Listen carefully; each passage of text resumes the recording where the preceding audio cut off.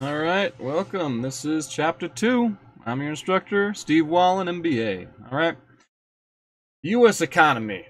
Explain how an economy's size is measured. Describe the absolute and relative size of the U.S. economy. Explain why the U.S. economy can produce so much.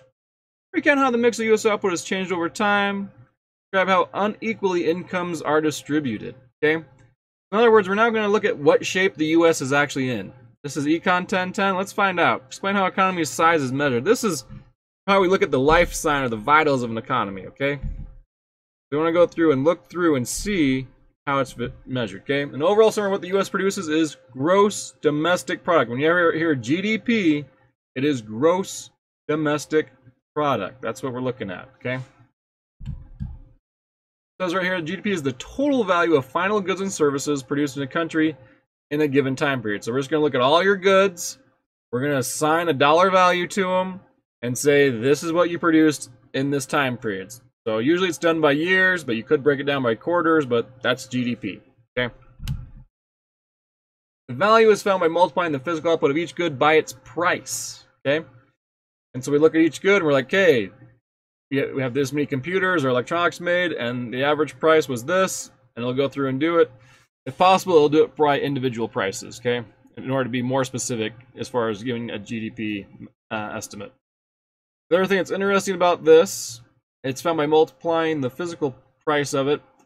So this is how you actually compare things that would be hard to compare, is you find out what the price actually is, and then you can compare things based on value. Let's look at the different types of GDP real quick. Nominal GDP is the value of output measured in current prices. They say nominal, meaning that it gives you an idea of what it means now, but you can't compare it to really any other years because we have inflation, okay? And so when you start comparing it, what you're going to really want is real GDP, okay? Is the value of output measured in constant prices. How do we keep them constant? We adjust for inflation. Real GDP is the only thing really useful to really figure out if we're really doing any better. Another example, this would be like movie theaters, okay?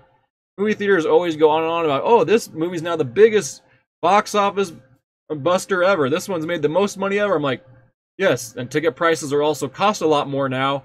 Has this been adjusted for inflation? Until they adjust for inflation on those ticket prices as far as what a movie's making, you wouldn't necessarily call it the greatest movie ever as far as sales, because you have to look and say, how much are those sales actually worth? What's the buying power of those sales? Okay. And because of inflation, only real GDP can be used to compare output from one year to another year. So if you are having nominal GDP, that's great. But if you're going to use it for comparison, you have to move to real GDP. And in fact, the only reason to get GDP is to compare it, to find out if we're growing or not growing. Go figure. All right, here we go. Moving on. The value of output changes significant if it measured in current or constant prices. Right now, they're going to show you why you want real GDP over just nominal GDP. Okay. Remember, the way to think about nominal is just it's normal. It's what you get when you on your first step, but it's not the real thing. The real thing is when you adjust it. Because right here on the left, we have our products. Okay. We have oranges, razors, and video games, and they have output in billions. Okay. When you see that 6, that's 6 billion oranges. Okay, when you see the output in razors, that's 3 billion razors. Okay, and in the video games, even though it's 0.07, that's going to be times a billion, and that's going to give you your actual number. Okay, when you come over here, next they have price in dollars. Year 1, year 2. Oranges in the first year cost 20 cents. Second year, they cost 40 cents. Okay, if we're looking at this as far as value of output, it's like, oh, wait a minute. Oranges costing a whole lot more as far as prices. They go from 2.4 as far as what it is in year 2. Year 2 NDGP, yeah, current prices. But if we do constant prices and put it back to what it was, then it'd be at 1.2. Okay. So they kind of didn't do the graph as well as they should have on this. Kind of a bit confusing, but basically what it's showing is the very right column, the year 2, our GDP, the constant prices. That's if you were to measure both using the same price from the original year. Okay, and so razors, you got 0.9. Okay, video games 2.1. However, in year 2, and it doesn't show them producing more in that year. Okay, they're just showing the same thing. you're going to look back and you're going to see 8.4 versus 4.1. They really should have another year of output here so that you can tell that they are producing the same. They're just assuming that in output you have a year 1 and year 2 and it'd be the same output. But over here, though, you can look at it and say just on prices alone, if you were to calculate the value of what you're producing and based on what year you're producing it in, you're going from 8.4 billion to 4.2 billion. This is the takeaway. Same production. We're looking at year 2's production. If we're using year 1 prices, well, we're looking at 4.2, okay? If we're looking at years 2 prices, it's 8.4.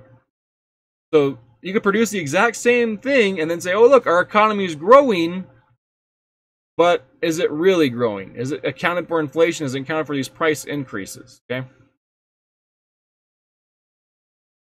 So inflation-adjusted value of GDP. In this thing they're showing right here, doubling prices of NGDP, but not real GDP, okay? So real GDP is only when there's real economic growth. You can make nominal GDP go up by 4 and have real GDP remain the same, okay? Various countries' GDP in the U.S., okay? In the U.S., and then we got trillions, okay? So we're valuing it based on trillions of dollars based on the U.S. currency, okay? United States, GDP per year, we're looking at 16.9, so almost $17 trillion worth, okay? China's 8.9. So China not looking too bad as far as raw GDP, okay? Japan's at 5.9, and they're all measured in U.S.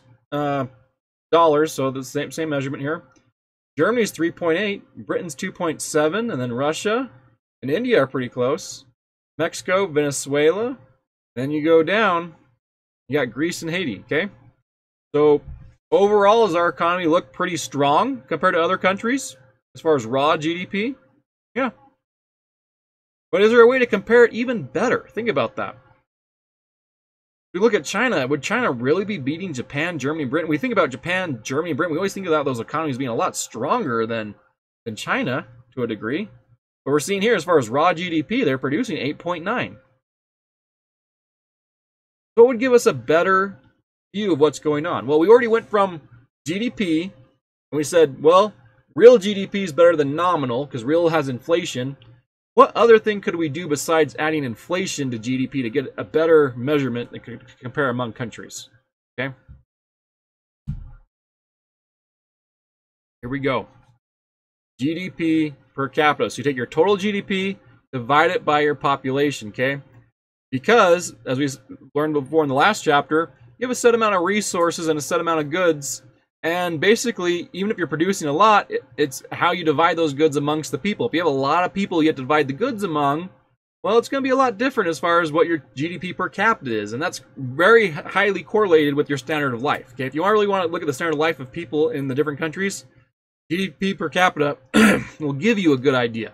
Okay, you take total GDP, divide it by the population. Okay, so in other words, we want to know how much would each person get if it was divided evenly. Okay, now this is one thing that's interesting. Evenly.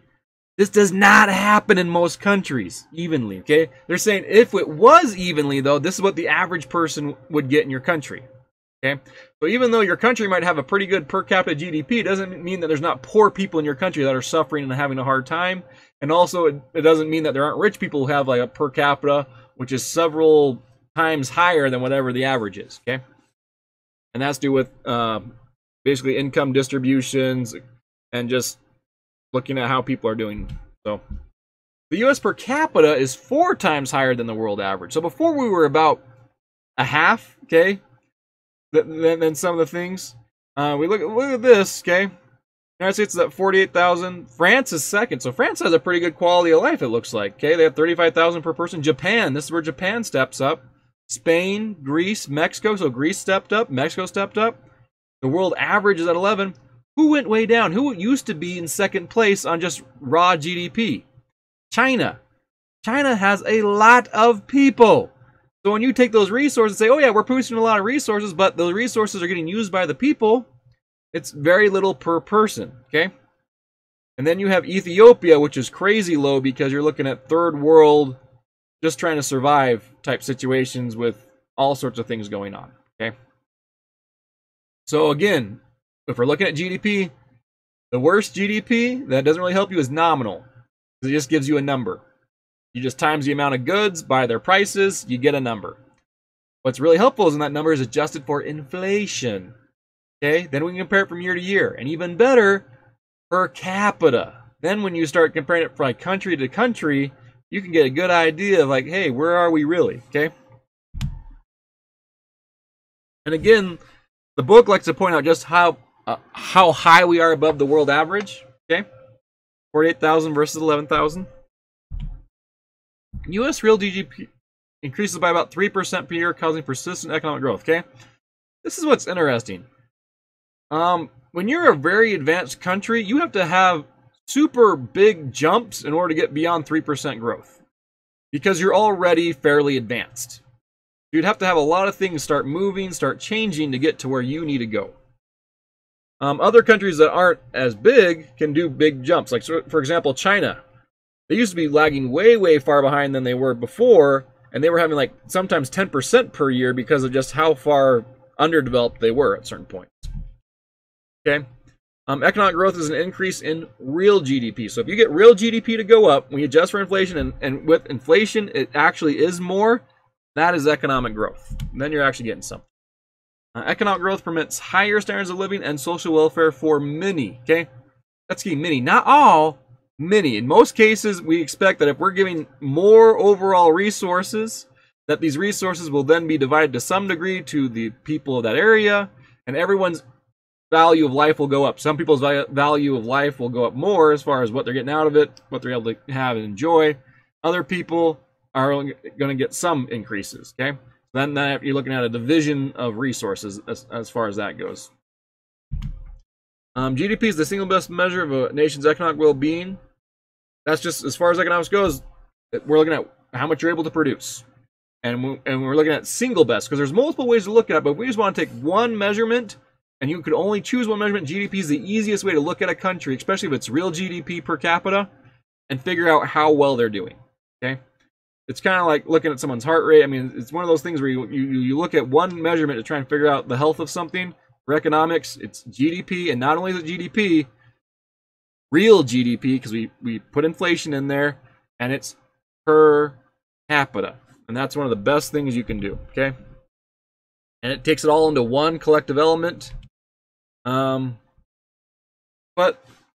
is that all? As far as we're looking at our societies? This is the one thing with economics. Economics, we can often calculate things mathematically, but you have to take a step back and sometimes look at things morally and things culturally, okay? Material possessions do not substitute for health, justice, security, and other dimensions of well-being, okay? You could be in a country that's very well off, but be ran like a totalitarian government, and you have no freedoms, and you're just not enjoying where you're at. You could be in a country that's very well off, but the security might be low, and you're always worried about things are going to go wrong, okay? Health, the general health of things, okay? And then it says other dimensions of well-being. So we can put things into numbers and go ahead and say, well, we got this many TVs, this many of this, we have this many of this service being produced. But even if we are producing those services, because everything, like we look at the healthcare of the U.S. is about 20%. Okay, 20% of our GDP is usually healthcare to a degree now. Do we have better health outcomes though? We're spending a lot on it. Is it actually helping people? We got a better system on it. Okay, and the same thing could be said for justice. How much do we spend to make sure we have justice? I don't know. Think about it. How much are we actually getting out of what we're spending? Okay, there's other factors. Overall, though, they want to say more output will improve social welfare in general. Okay, won't do it evenly, but overall, everybody should have a boost comparatively. Okay, the content of output can be measured by end use. Okay, so GDP. When we look at our GDP, this is what it's made of. Number one, we have consumption, expenditures by consumers. So things you buy as a consumer, it goes into GDP.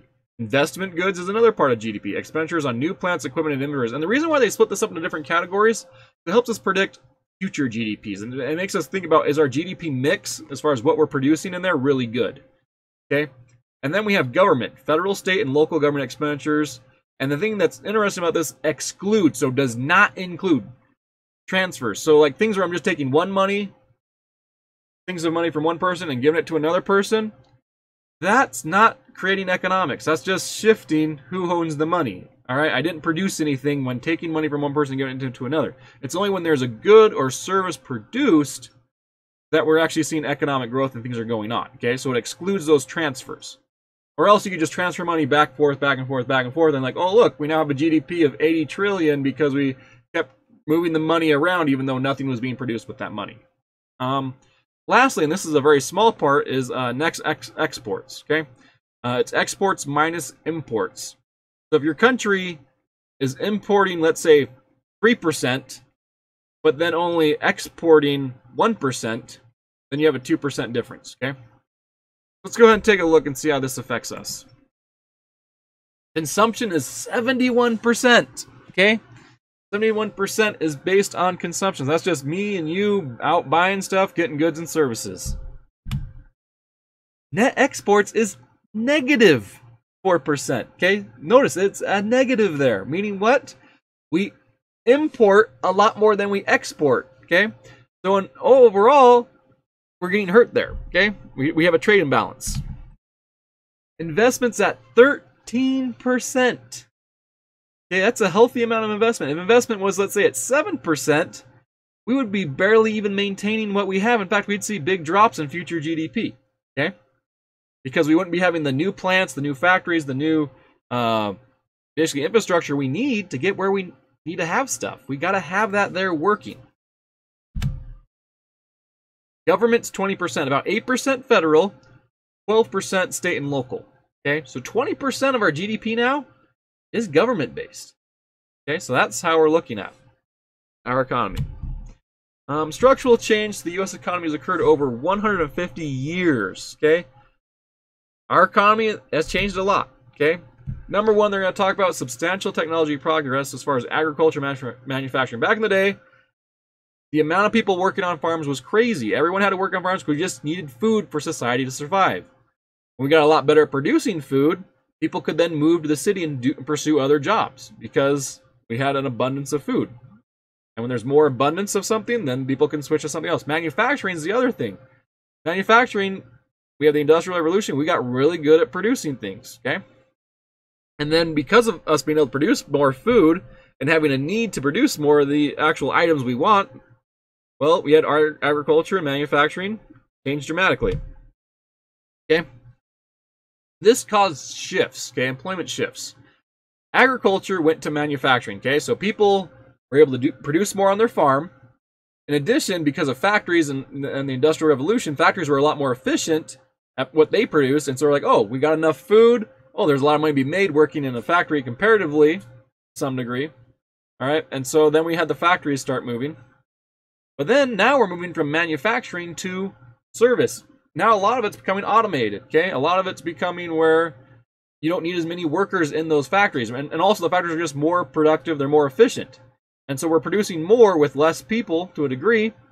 And so where are those people going? There's only one other sector for them to go to, and that's service right now. They're going into the service sector, providing services for people, okay? And finally, expansion of international trade, okay? With net exports, that's definitely affected labor to a large degree. Especially, it's also affected us getting goods from other countries. And if we're getting a lot more goods, then we're going to focus more on service again. Because if our country in and of itself is producing goods cheaper and easier, and we're getting more goods from other countries with super cheap labor, that's even more of a pull and push to service, okay? Just moving more to a service economy. Here's how you can visualize, okay? The output in 1900, the mix of output in 2000. So in the 1900s, 37% of the people had to work in farming, basically, okay? 37% of it. Okay, and this is actually output, so it's not technically people to a degree, but usually you correlate the amount of people with the amount of people needed in that area. So services, 22 to 54. Now, I think it's interesting. Do we have a lot more food than we do in the 1900s? Yeah.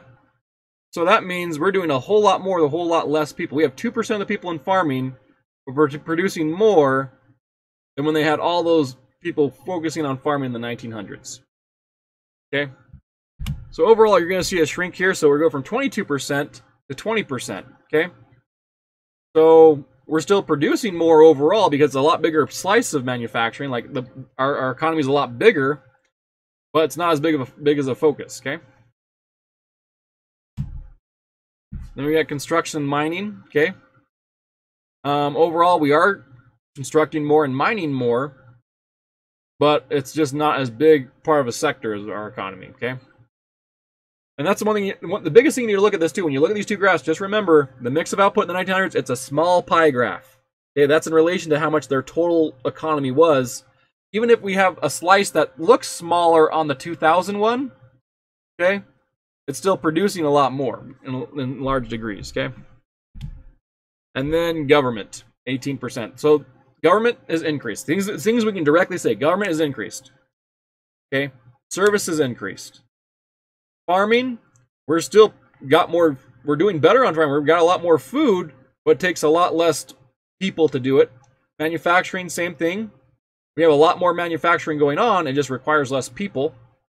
And then construction and mining, same thing. We've increased construction and mining by a fair amount, but it requires less people. And where do those people end up in? The government and the service industry.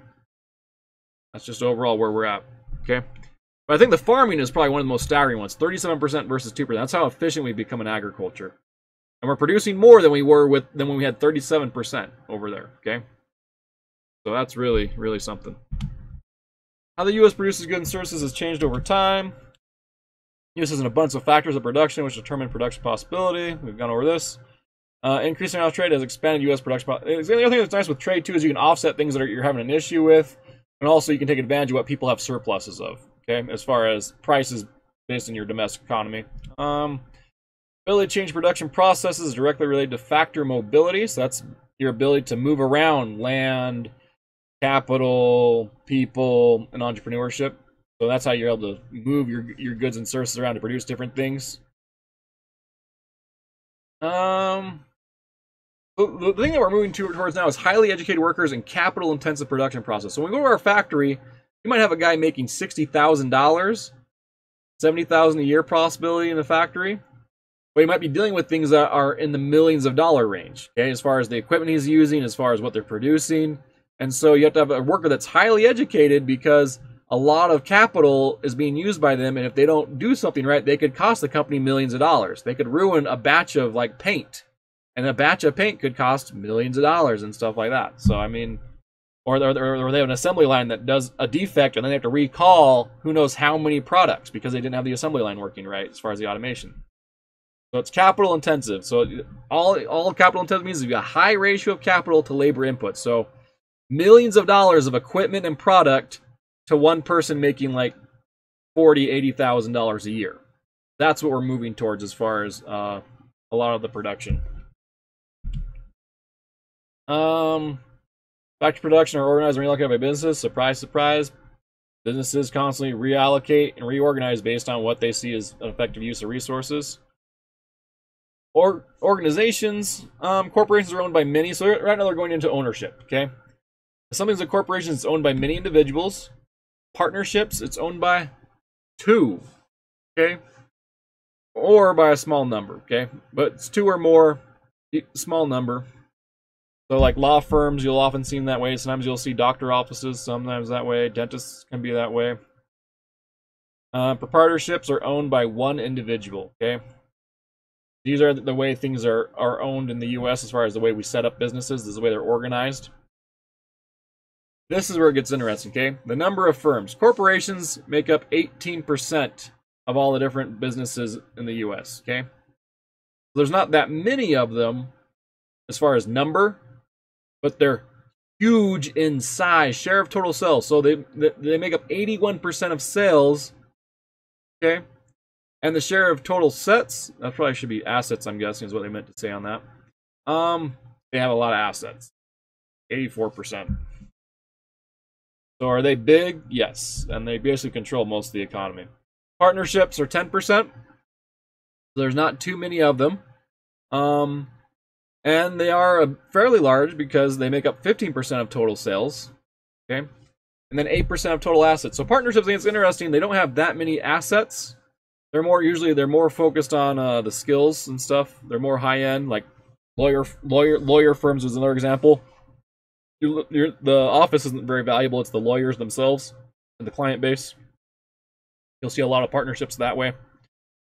Here we go, proprietorships. 72% of businesses are owned by one person, okay?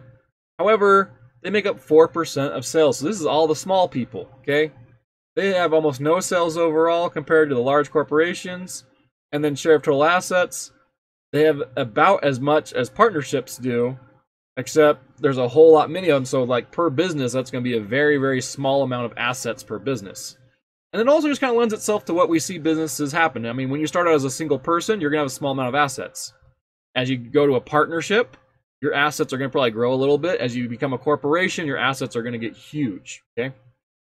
And this kind of also just shows the power of the industries, okay? Corporations have a lot of sway politically. They have a lot of sway as far as market prices. They have a lot of sway as far as supply and demand chains. Not demand chains, but just supply chains. They do have a lot of control over demand as far as influencing future demand. Basically with marketing and market share, they can go through and try to really grab hold on customer bases. But this is what you're looking at as far as the way our sector is, and so that's what we got. Government plays a large role in deciding what, how, and for whom goods are produced, okay?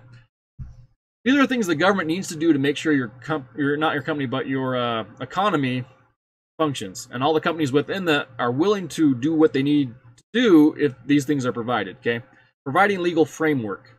If I have a business and I get a deed saying I own the land in which my business is, and the next day someone shows up and tries to take my business away, I need to have legal framework to say, no, this is my land, I'm producing this, or if I have a contract, I need to be able to enforce contracts. Just be legal framework. That way things can work. Protecting consumers is another thing that government does. Okay, if consumers don't feel protected, then they're very leery to buy. And also, consumers just need to not be preyed upon as much. Okay, people need to know what they're getting into, and so it makes the economy run a bit faster and better. Protecting labor is a big thing the government will also play a role in. Mainly just because labor has kind of been hosed lately. I'll be quite honest. And this has started from a long time ago, but usually when you have few owners and a lot of people working, where's the power dynamic? Well, the owners have the power. So then government gets in there to shift it so that there's a balance. With labor, we've had lots of things that have changed. We had child labor back in the day. Since the 1970s, labor took a big hit as far as basically foreign labor, having access to those markets. Technology changes, just not needing as much labor, and then also women entering the workforce. I mean, it's great that women are in the workforce, but when you have a whole lot of people enter the workforce and there's not an increased need for the labor, technically, as far as like demand moving with supply, but just supply itself only moving, labor just has a lot less bargaining because there's more people in the market that are willing to work. And so government protection is a big thing. And also when the government protecting, it's not just wages, but environments. Okay, you look at people in the coal mines, you look at health and safety regulations. We want to protect people as far as the government's concerned. And that also goes with the environment, okay? That's why you got the EPA and got all other stuff moving. Government lays the foundation for market transactions by establishing and enforcing. Okay, so here are the main things. Ownership rights, so you know what you own. Contract rights, so if I say I'm going to buy something, then you're forced to buy it. If I sell something, you're forced to sell it. And just people being able to work with other people knowing that things will be enforced as normal. And then other rules of the game. So other rules of the game would be like anti-competitive behaviors, things like that. Prevents businesses from becoming too powerful and regulates the safety of products. That's the general takeaway there. Basically, not allowing the market to destroy itself and just become too powerful. Because when it becomes too powerful, it becomes an entity unto its own. Looks after itself. Establishes labor laws regard entry into the workforce, workplace safety. So entry in the workforce is also interesting, so that you don't have as much discrimination, so you can actually get work. A number of hours one can work, compensation if you work and they don't pay you. I mean, that's a big thing to be able to say, hey, I work, I better get paid.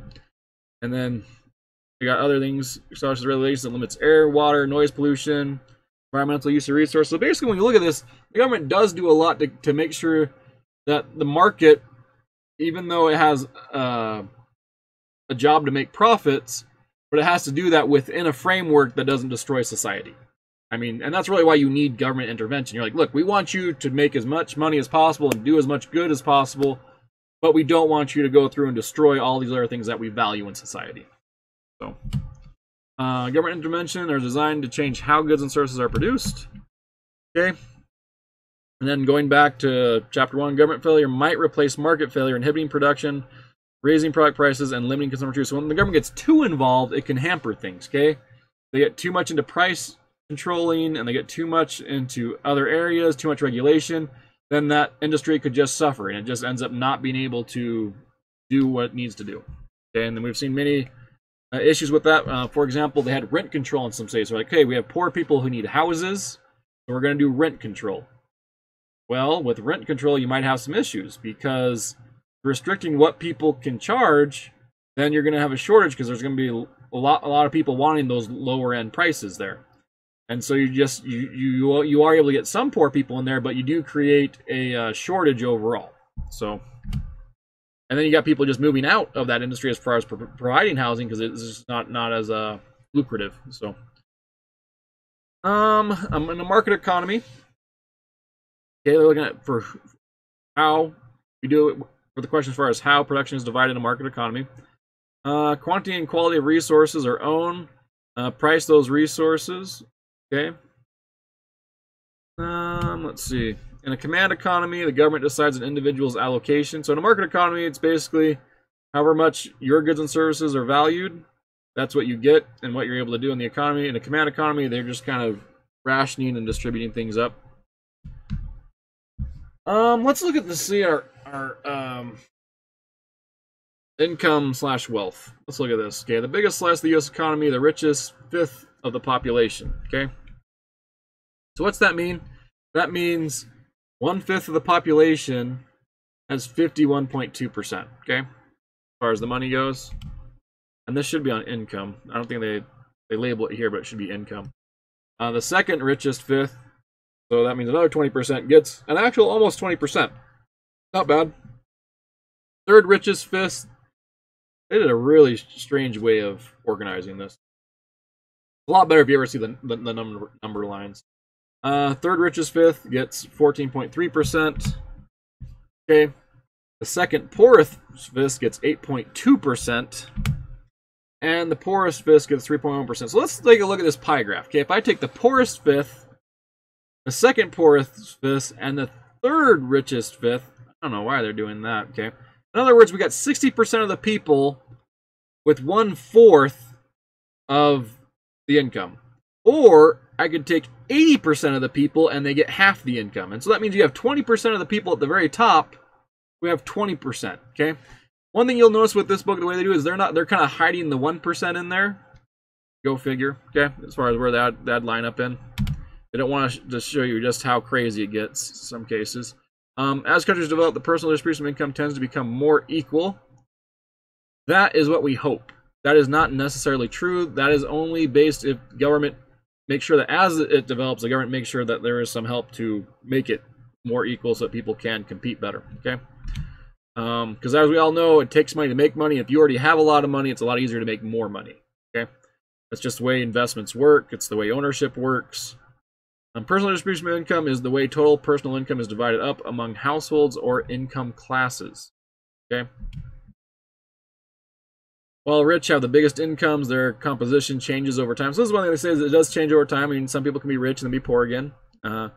Permanent inequity is more the exception than the rule in the U.S. economy. So what they're saying is people can move up. There's still a land of freedom here. I mean, you can get a business, you can move up.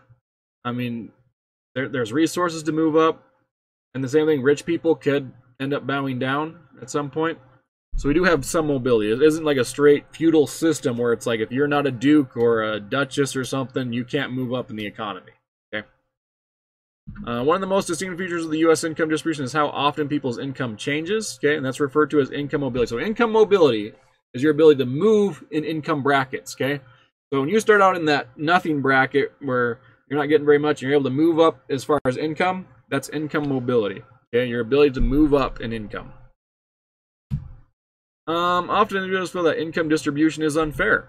Okay, governments can redistribute incomes through taxes and transfers. Okay, so like we said before, sometimes because we have a capitalistic system, it's not purely capitalism because obviously we have government involved. It's not laissez-faire. They're going to go through and they're going to redistribute through taxes and transfers. Say, hey, if people have more money, they can afford to pay more of the taxes. In addition, we can also transfer some of that to people who just need some more basic needs met and to get things still going. And that ends up what happening, okay?